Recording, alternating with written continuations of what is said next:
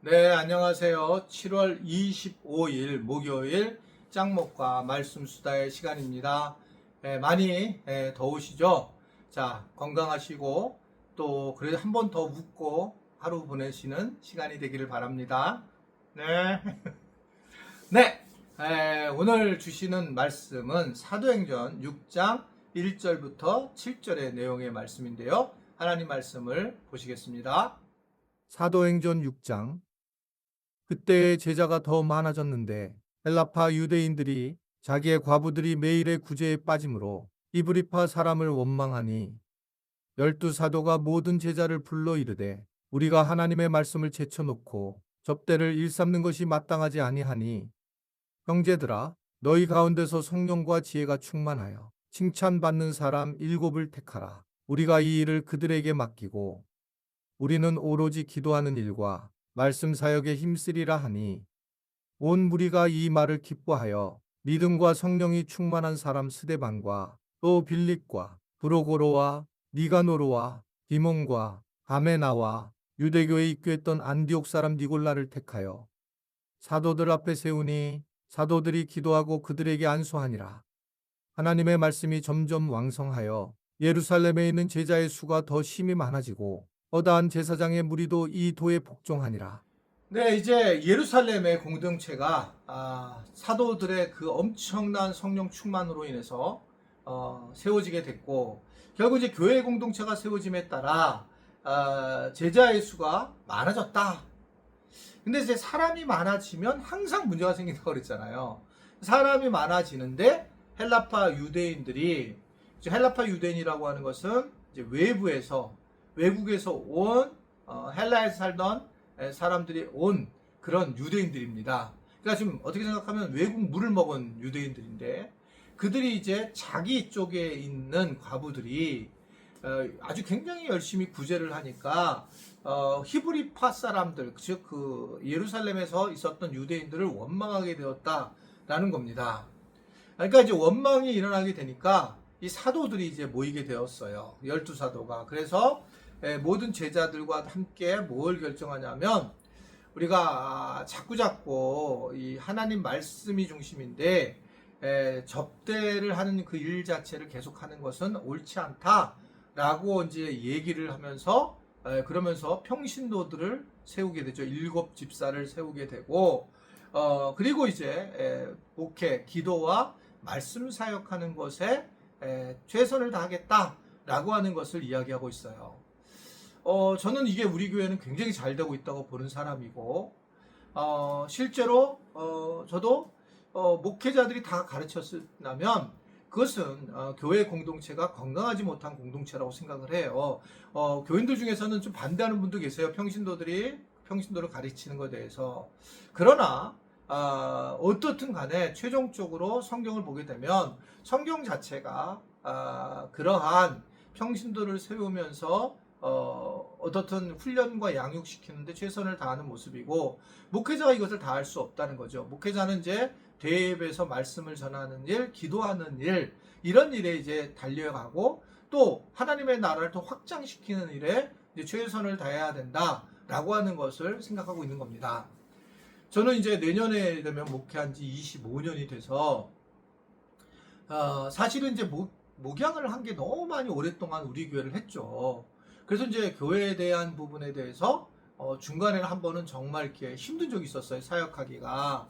이게 너무 익숙하게 되면서 내가 이렇게 막 뭐랄까요, 그 콜링된 그 소명 의식이 없고 그냥 일을 하는 것에 대면서 굉장히 어려움을 갖게 됐고, 그러면서 이제 제가 더 나눠야 되겠다라는 생각을 하게 됐고, 그러다 보면서 이제 당회로서의 자리를 잡고, 그래서 큰 일을 이제 재정적인 걸 담당을 해주시게 되었고, 그리고 이제 목회자들도 실질적으로 각 마을을 담당해서 열심을 다해서 섬겨주고 계셔서 너무 감사를 마음이 있어요. 그러면서 이제 이런 사역을 하게 되고, 그래서 저도 그럼 사역을 나누면 저는 뭘 해야 되느냐. 그래서 이제 우리 교인들이 이거를 잘 이해를 해줘야 되는데, 저는 어떻든 간에 이제는 우리 교회 내부는 이제 다른 분들이 많이 하면 되고, 저는 이제 선교사님이라든지 목회자들이라든지 좀 도매업을 해야 되는 상황이라고 생각해요. 왜냐하면 제가 가지고 있는 게 있는 거예요. 그러니까 30여 년 동안 부부 사랑학교를 했는데 우리 교회의 교인들을 했는데 그런데 이게 목회자 부부와 선교사님들 부부들을 만약에 하게 됐을 때는 선교 지역이 바뀌게 되고 그리고 실질적으로 한 교회들이 바뀌는 거예요. 크게. 그러니까 지금 이러한 부분이 얼마 전에 제가 했잖아요. 목회자들도 여기 목회자 부부 멘토링을 했는데 실제로 막 그 가정이 변화되는 것뿐만 아니라 그 교회의 목회가 변화돼요. 왜냐하면 권위주의였던 목사님들이 이렇게 아내한테 따스하게 대하는 거고 교인들한테도 따스하게 대해야 되는구나 라는 것을 알기 때문에 그렇다는 거죠. 그러니까 그런 면에서 제가 혹시 자꾸 이제 선교를 나간다든지 외부 일을 할 때에 우리 목사님 좋은 일을 한다고 생각을 해야지 왜 우리 목사님은 교회를 그냥 놔두고 그러는가 라고 하는 것을 생각하면은 사실은 성경적이지 못해요.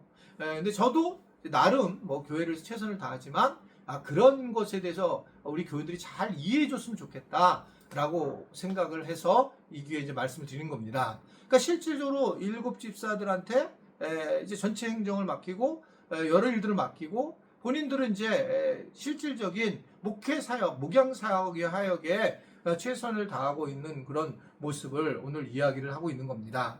그러니까 12 상하도들이 했던 것은 본질적인 부분을 하고 있다는 거죠. 기도와 말씀. 그러니까 기도와 말씀은 결국은 우리가 하나님이 원하시는 선교와 전도와 교회 세움과 이런 거가 다 연결된 모습으로 나타나게 되는 것을 볼 수가 있습니다. 그래서 이제 7 집사를 세우게 되었습니다.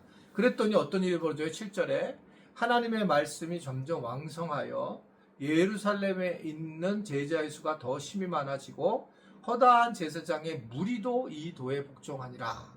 그러니까 이제 이 복음이 흐르고 그리고 많은 사람들이 세워지면 하나님의 말씀이 흥왕하게 되어가지고 그래서 예루살렘에 있는 제자들의 수도 늙은 것뿐만 아니라 그때 바깥에 있었던 제사장들 있잖아요.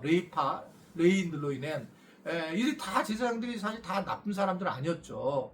그런데 이런 사람들이 이제 다 믿음 안에 들어오기 시작해서 교회가 뭐 상상할 수 없이 성장하는 과정을 갖게 되는 거다라고 하는 겁니다. 저희도 교회도 그랬죠. 저희 교회도 처음에 한 300명을 왔을 때는 30, 40대가 중심인 교회였고 굉장히 이제 어떻게 보면 어린 사람들이 많았기 때문에 재정적인 풍요로움도 그렇게 많지 않았어요.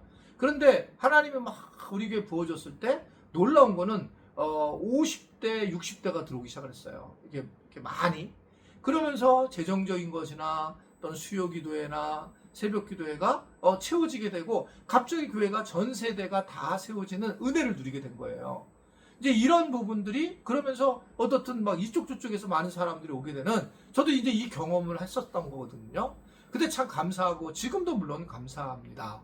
그러니까 이런 것들이 결국은 하나님이 축복하시기 시작하면 계속 축복이 점점 확장돼 나간다는 걸 오늘 말씀을 우리에게 전해주고 있습니다. 하나님께서 하실 일을 우리가 기대하며 오늘도 하루를 살아가는 우리 지체들이 되기를 바랍니다. 기도하겠습니다. 하나님 아버지, 오늘도 우리가 복음 앞에서 나가는 것이 얼마나 중요한 줄 알고 또 우리가 혼자서 일을 하는 것이 아니라 함께 더불어 지혜롭게 평신도 사역을 함께 하는 것이 얼마나 좋은 것인지를 알고 모두가 이러한 것들에 감사하며 교회를 더 잘 세워나갈 수 있는 우리 교회가 되도록 도와주시고 인도하여 주옵소서.